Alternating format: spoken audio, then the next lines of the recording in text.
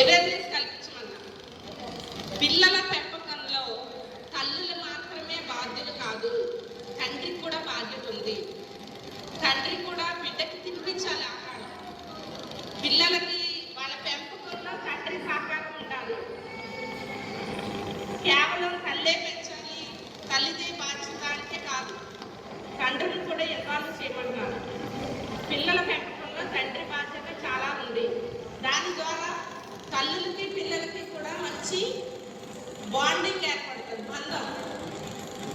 మా నాన్న ఎప్పుడో పొద్దున్న వెళ్ళిపోతాడు, రాత్రి ఎప్పుడో వస్తాడు, అసలు మాకేమీ చేయడు, మా నాన్న ప్రేమ ఏంటో మాకు తెలియదు అంటారు చాలా మంది పిల్లలు. అలా వద్దు, తండ్రి చాలా బాధ్యత కలిగి ఉంటేనే కుటుంబం బాగుంటుంది. అంత బాధ్యత ఉన్న మనిషి సరైన అనుబంధాన్ని పరచకపోతే పిల్లలకి వాళ్ళకి ఆ బంధం విలువ తెలియకుండా అయిపోతుంది.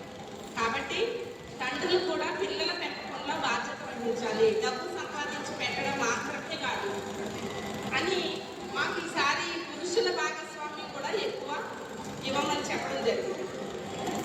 అయితే ఇంకా పౌష్టికాహారం విషయంలోకి వస్తే 3వ సంవత్సరం వరకు కూడా పిల్లలకి ఈ బాలామృతంతో పాటు మీ ఇంట్లో చేసుకునే ఆహార పదార్థాలు అన్నీ పెట్టండి. పిల్లాడు తినేస్తాడు అని ఆ కంచంలో పెట్టి వాడిని వదిలేయండి. వాడు పూర్తిగా తినేలాగా మీరు దగ్గర ఉండండి, కబుర్లు చెప్పండి. వాడు తింటే ఎంత బలంగా తయారవుతాడో, తింటే ఎన్ని ఉపయోగాలు వాడు చెప్తూ ఉండండి. తినకపోతే ఎటువంటి అనారోగ్యాలు గురవుతాడో కూడా చెప్పండి. అప్పుడే తల్లికి బిడ్డకి మంచి అనుబంధం ఏర్పడుతుంది. 3 సంవత్సరాలు దాటిన తర్వాత ఏం చేస్తున్నారు అందరూ? 3 ఏళ్ళు వచ్చేస్తాయి. ఒకసారి అంగన్వాడీకి పంపిస్తున్నారు.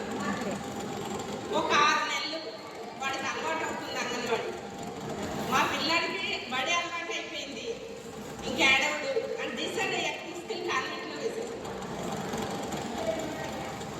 ఏమో ఈరోజు అంగన్వాడీ కేంద్రంలో కూడా అసలు మీరు వెళ్ళి చూడండి, మంచి కరికులం అంటే మంచి work books, Telugu, English, maths, activity books, ఇవన్నీ కూడా ప్రతిరోజు అంగన్వాడీ టీచర్ పిల్లలకు నేర్పించాలి. సంవత్సరం అయ్యేసరికి ఆ బుక్లో అన్నీ బిడ్డ నేర్చుకోవాలి. 5 సంవత్సరాల లోపే బిడ్డకి బ్రెయిన్ డెవలప్మెంట్ చాలా ఎక్కువ ఉంటుంది. ఈ 5 సంవత్సరాల లోపు ఎంత ఎక్కువ వాడికి మనం ఫీడ్ చేస్తే వాడి బ్రెయిన్ డెవలప్ అయ్యి అంత తెలివైనడు అవుతాడు.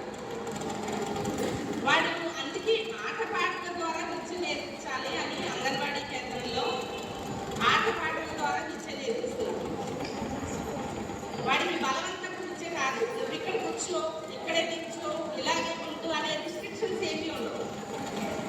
ఆటపాటల ద్వారా అన్ని నేర్చుకుంటాడు, ఆనందంగా ఉంటాడు. చక్కగా ఫుడ్ పెడతారు, మెనూ చాలా బాగుంటుందండి అంగన్వాడీ కేంద్రంలో. ఆ ఫుడ్ తింటాడు. ప్రతి నెల వాడు బరువు పెరుగుతున్నాడా లేదా, బరువు ఎత్తు కూడా చెక్ చేస్తాం. కాబట్టి మీ గ్రామంలో ఉన్న అంగన్వాడీ కేంద్రానికి పిల్లల్ని పంపించండి. ఇప్పుడు చాలా చాలా తగ్గిపోయారండి పిల్లల సంఖ్య. ఓన్లీ సింగిల్ డిజిట్ అంటే 6, 7, 8 మంది మాత్రమే పిల్లలు ఉన్నారు. ఇది వరకు 25 మంది ఉన్న పిల్లలు ఉన్న అంగన్వాడీ కేంద్రాల్లో మీరు సైలెంట్గా ఉండండి. 25 మంది ఉండాల్సిన అంగన్వాడీ కేంద్రాల్లో కేవలం 6, 7, 4 పిల్లలు మాత్రమే ఉంటున్నారు. అక్కడ అంగన్వాడీ కార్యకర్త బాధ్యత ఎంత ఉందో తల్లుల బాధ్యత కూడా అంతే ఉంది. మీ అంగన్వాడీ కేంద్రాలని బలోపేతం చేసుకోండి దయచేసి. అలాగేనమ్మా, గర్భిణీ స్త్రీలు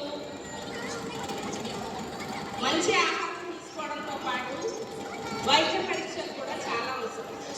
ప్రతి నెల వైద్య పరీక్షలు తెచ్చుకోండి, డాక్టర్ గారు ఇచ్చే మందులు వాడండి. ఏ చిన్న అనుమానం వచ్చినా, కడుపులో కదలికలు లేకపోయినా, కాళ్ళ వాపులు వచ్చినా, తల తిరుగుతున్నా, ఏ చిన్న ఇబ్బంది వచ్చినా కానీ వెంటనే డాక్టర్ని సంప్రదించండి. ఇవన్నీ కూడా పెద్ద పెద్ద డాక్టర్ సలహాలు తీసుకుని ఈ ఆహారం మన గర్భిణీ స్త్రీలకు ఇస్తే వాళ్ళకి ఎంత పోషకాహారం ఉంటుంది, ఎంత ఉపయోగపడుతుంది అని ఈ పెద్ద పెద్ద డాక్టర్ల యొక్క సలహా తీసుకునే గవర్నమెంట్ మీకు ఈ ఆహారం అందజేస్తుంది. అటువంటి ఈ ఆహారాన్ని మీరు పక్కన పడేయొద్దమ్మా, మీరు వినియోగించుకొని తినండి. మీకు ఆరోగ్యంగా ఉంటుంది, మీకు మీ పొట్టలో ఉన్నటువంటి బిడ్డకి మంచి పుష్టి కలుగుద్ది, మంచి పిల్లకి జన్మనిస్తారు. అది మీకు చాలా మంచిది. మీరు ఎవరు ఎందుచేత మీరు పక్కన, నేనంటే కొన్ని చోట్ల కూర్చొని కాబట్టి చెప్తున్నాను రా. మరి మీరు ఎంతమంది వాడుతున్నారో ఎంతమంది వాడుతుందో నాకు కాదు, కానీ చాలామంది ఇది ఊరికి వచ్చింది కదా అని చెప్పేసి పక్కన పడేయడం లేదా పక్కనకి ఇచ్చేయడం ఏదో జరుగుతుంది. అలా చేయకండి. ఇది మంచి ఆహారము. మీరు ప్రతి నెల ఈ ఆహారాన్ని వినియోగించండి. మీరు శుభ్రంగా ఆరోగ్యంగా ఉంటారు. అలాగే గవర్నమెంట్ హాస్పిటల్ కూడా వినియోగించండి. ఈ మధ్య కాలంలో గవర్నమెంట్ హాస్పిటల్లో మంచి డాక్టర్లు వచ్చారు, మంచి యంగ్ డాక్టర్లు అమ్మా నాకు అర్థం కాదు. వెళ్ళండి గవర్నమెంట్ హాస్పిటల్కి వెళ్ళండి. ఎందుకంటే మనకి ఒక్క పుదుడు దానికి ప్రైవేట్ ఆసుపత్రిలో 60,000 కాడి నుంచి 1,00,000 వరకు అవుతుంది. అయినా కూడా లెక్క చేయట్లేదు. మనం అక్కడికి వెళ్తున్నాం. ఇక్కడ గవర్నమెంట్ హాస్పిటల్లో ఫ్రీగా చేసి మళ్ళీ మీకు ప్రొడ్యూసర్ డబ్బులు కూడా ఇస్తుంది గవర్నమెంట్. అటువంటిది వినియోగించుకోలేకపోతున్నారు. మళ్ళీ మనకి చిన్న ఆపరేషన్లు అంటే పిల్లల పట్టిన ఆపరేషన్లు కూడా ప్రైవేట్ హాస్పిటల్కి వెళ్తున్నారు. ఎందుకోసం? మన గవర్నమెంట్ హాస్పిటల్లో చేయించుకోండి. గవర్నమెంట్ హాస్పిటల్లో చేయింటే మీకు గవర్నమెంట్ డబ్బు ఇస్తుంది. ఆ ఆపరేషన్ చేయించుకున్నందుకు కూడా డబ్బు ఇస్తుంది. అది 5,000 10,000 ఎంత ఇస్తుందో నాకు పూర్తిగా తెల్ల, కానీ మీకైతే మాత్రం డబ్బు ఇస్తుంది.